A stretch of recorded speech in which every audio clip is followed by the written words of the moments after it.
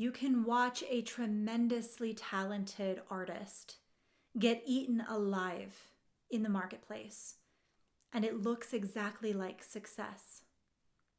Sharper work, more visibility. Numbers are moving in a positive direction. People are recognizing them, they're referencing them, they're building expectations around them. And from the outside, it looks like things are finally clicking. But from the inside, something is already gone.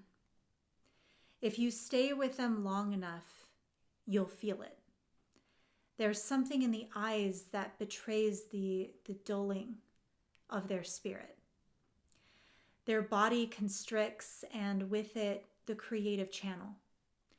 Like something material, the machine has them by the throat now, in a chokehold. The work starts carrying a kind of awareness that it didn't have before. It's a subtle calculation, a sense that it's being shaped in real time by a marketplace awareness that it didn't have before. How it's going to land, how it's going to be received, how it's going to perform. And the artist underneath, whether they realize it or not, starts negotiating with that, contorting what previously was untamed. They'll start making slightly safer choices, slightly more legible or logical strategy. They'll start repeating what worked.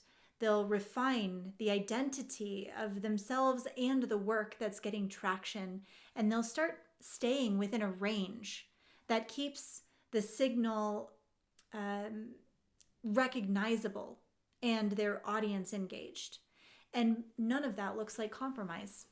It actually looks like maturity, or it looks like brand clarity. It looks like they've figured it out. But what's happening is far more dangerous than failure. The artist is being trained, civilized to serve the conveyor belt versus doing the work in them that is most alive, the work, capital T, capital W, that only they can do. That is the fracture. None of us, regardless of medium, my medium is human consciousness, none of us who live as art, as artists, are immune to this. Even talented artists, they fracture internally. And it happens quietly enough that you don't catch it until the distance between who you are and what you're producing becomes impossible to ignore. You have then become the commodity. There's a version of you that when you're inside the work that doesn't ask for permission, it doesn't give a fuck. That version isn't thinking about positioning or reception or whether this will resonate with a specific audience avatar. It's responding to something real. It's making decisions from this primal instinct, from an internal tension point or a living question. It's moving from a kind of internal craving that defies being reduced down to category. And then there's the version of you that steps out into the world with that work in your hands. And now you're inside a completely different set of forces. There are opinions, feedback loops, expectations, systems that reward certain behaviors and ignore others. The market, the algorithm, the machine. And over time, if you're not careful, that external layer doesn't just influence your work, it starts to organize it. The part of you that was once creating becomes something closer to a source that's being managed. And the manager is really good at its job. I remember one such. Although I have been a thought partner, wildcard coach working on the mechanics of business, I'm also a mystic, a bridge between the material and the immaterial world. And people could feel that. But I remember a certain subset of people who celebrated the performance of the mystic side as evidence that I was the real deal. They wanted my voice to hold a certain cadence of spiritual calm. They wanted me to not curse. They wanted me to wear the robes and the malas as signs that I was evolved. They needed the pageantry. And so when I didn't play and I had nothing to prove to them, they really had a problem with it. Some left. They judged my work as disappointing, as egoic, or not advanced enough. The moment that your work starts being understood by a wider audience, you inherit a new kind of pressure that most artists aren't prepared for. It's not the pressure to be good. It's the pressure to remain recognizable or even celebrated. People don't just respond to your work. They begin to form a relationship with what they think it is. They build an image of you and then hold you to it, a category, a tone, a way of speaking, a way of expressing, a way of being that they can come back to and rely on. And the more that relationship strengthens, the more gravity it has. There is nothing wrong with it, of being recognizable or having a steady style or a voice to you. It's just that you feel it every time you go to create something that doesn't quite fit that shape, because the work is evolving, you are evolving, and yet there will be a hesitation that wasn't there before. A moment where you consider how it will be received, whether it will confuse your audience, whether it will disrupt the momentum that you've built. And that hesitation, if it's left unchecked, becomes a filter, siphoning off what made you special and now stamping it with the status quo, the golden industry standard, if you will. When you were built for more than that. And once that filter is in place, you're no longer fully creating. You are editing in real time. And what made your work powerful in the beginning is that it didn't answer to anything. It came from a place that wasn't concerned with being understood. It was precise because it was honest, not because it was optimized. And as soon as understanding, being understood becomes the goal, your work will start to flatten. We call that a collapse or a contortion under pressure. This takes certain shapes, and I want you to have a tool that's very useful. Pressure for us, for all of us, doesn't show up the same. The way your body reacts to being seen, to audience expectation, to the weight of being recognized, it has a signature that is specific to how you are wired. We call these signatures the somatic skins. There are 4 distinct ways that the body meets pressure and performs under load. So knowing yours will change how you can work with this video. So it's found in our Somatic Skins Quiz. You can pause this video. It's pretty fun to take, if I do say so myself. So go take it and come back.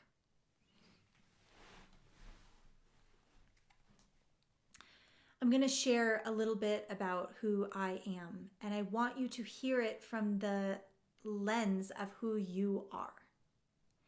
I am in holy evolution. I am a field of expansion for that which is alive and moving through the artist, including my own work. It's amazing to me that I can trace the thread back to every single era and realize how much people around me, they needed me to stay the same. Because if I stayed the same, they could stay the same and everyone could feel same and safe. They needed my work to stay the same in form, when it was actually doing what evolution was designed to do. Form to formless, formless back into form. This is the tension point between the safe art and the real work. There's a version of your work that will always be acceptable. It will land. It will be appreciated.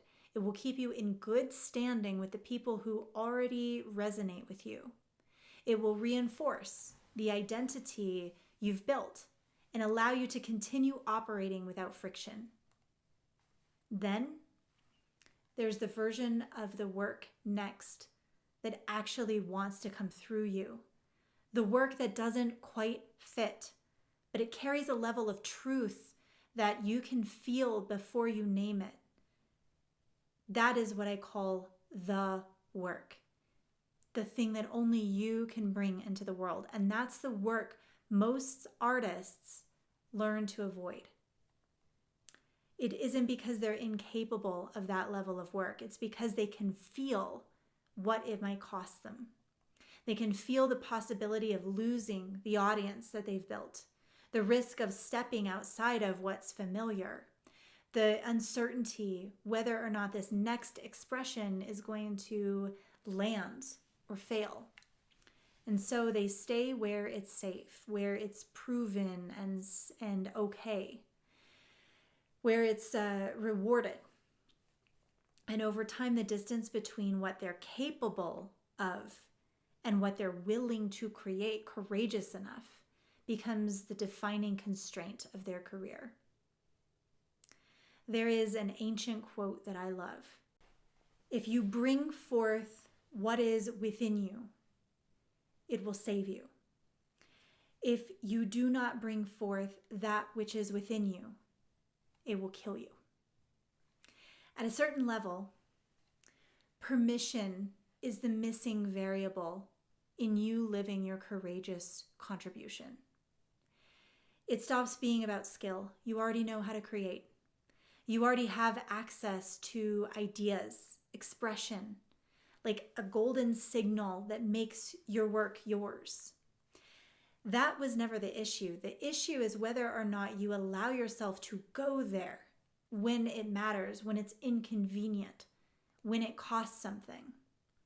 Most artists are waiting for something external to legitimize the move.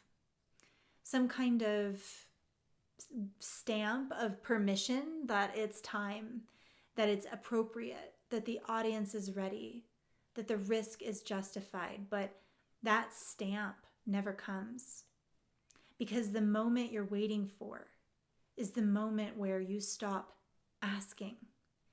The artists who reach their peak are not the ones who found the perfect strategy. They're the ones who refused to let external forces, the world, dictate the boundaries of their work. They become so clearly an expression of their essence that they cease to be a them, and they allow themselves to create almost as if they are an icon, an effigy of unfettered expression told only through their vital energy and brought into form. A business, a contribution, a culture, or official art. They gave themselves permission to move, to be before it made sense, and they accepted the consequences of that.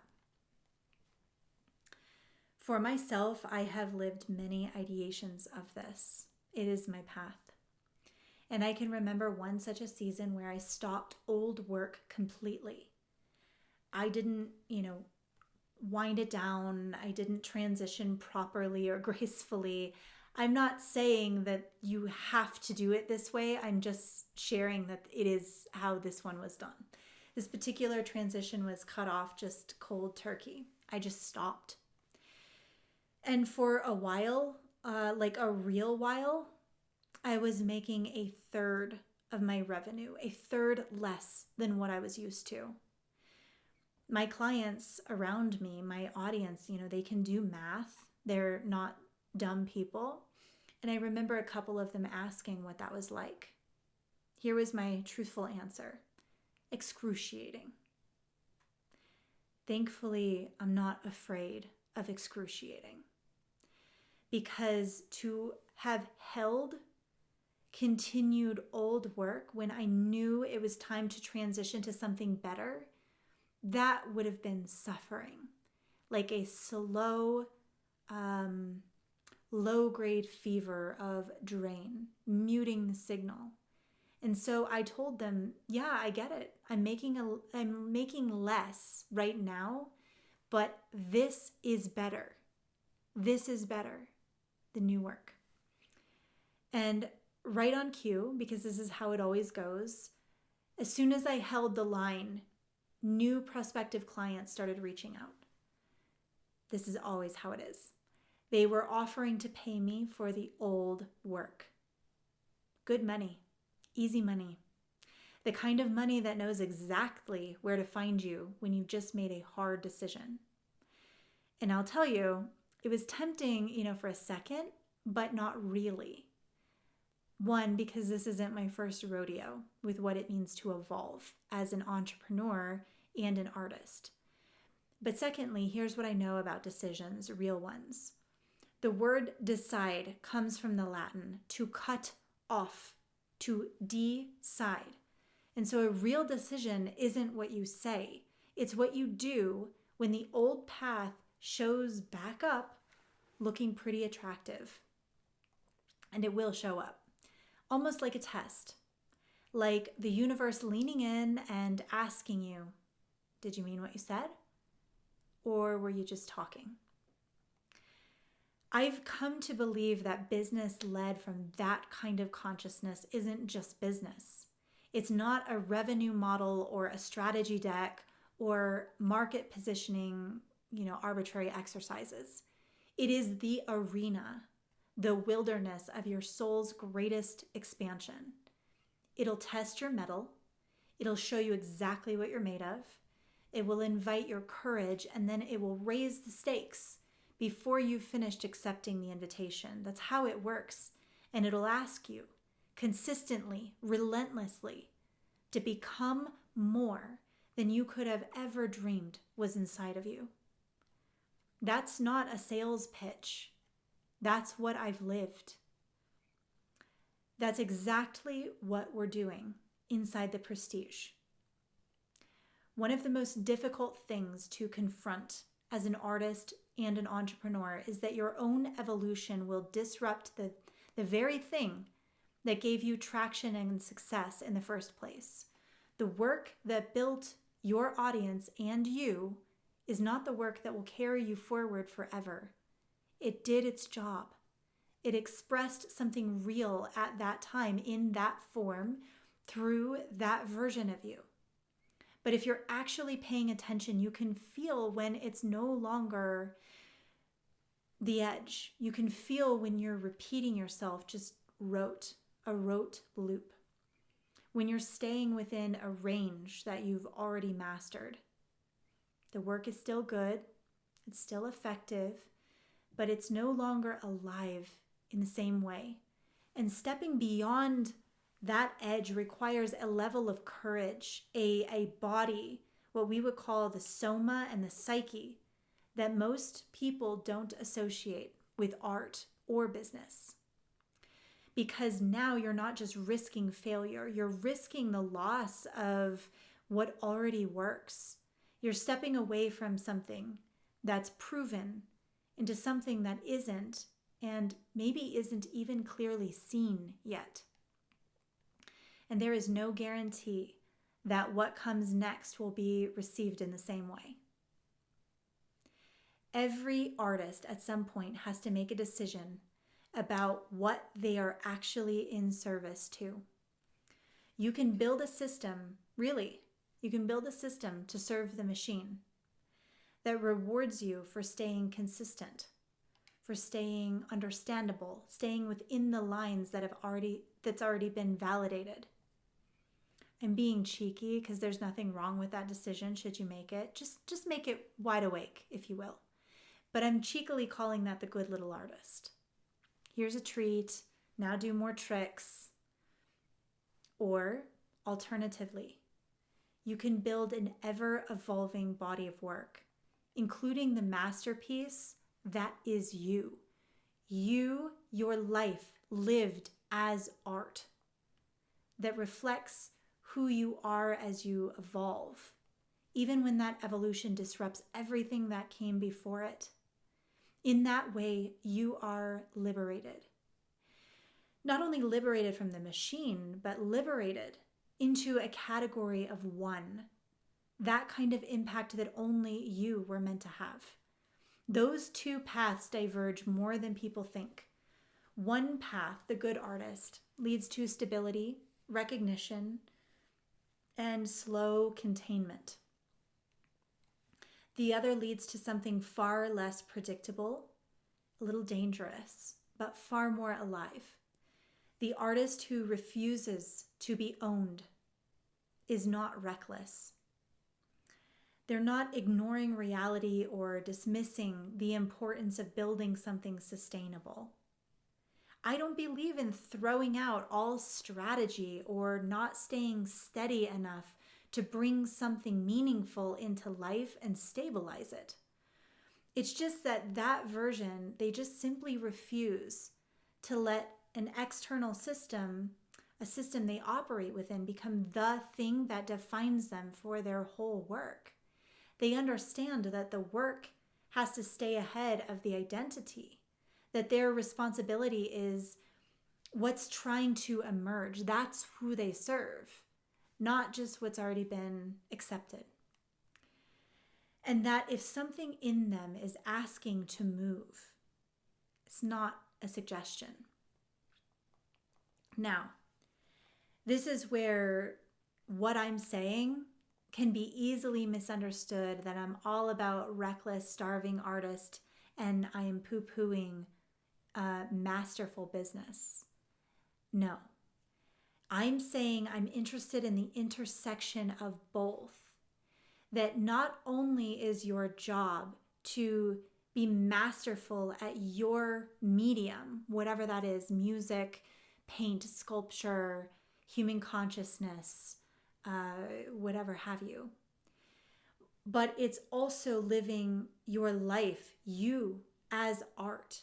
And it's also seeing that learning business, learning the rules of business is your art. My favorite quote by Picasso: learn the rules like a pro so you can break them like an artist. What I love about that quote is it doesn't deny there are rules. There are rules to any artistic medium. You actually have to have structure in order for that art to be expressed. A great example is music. I'm a musician.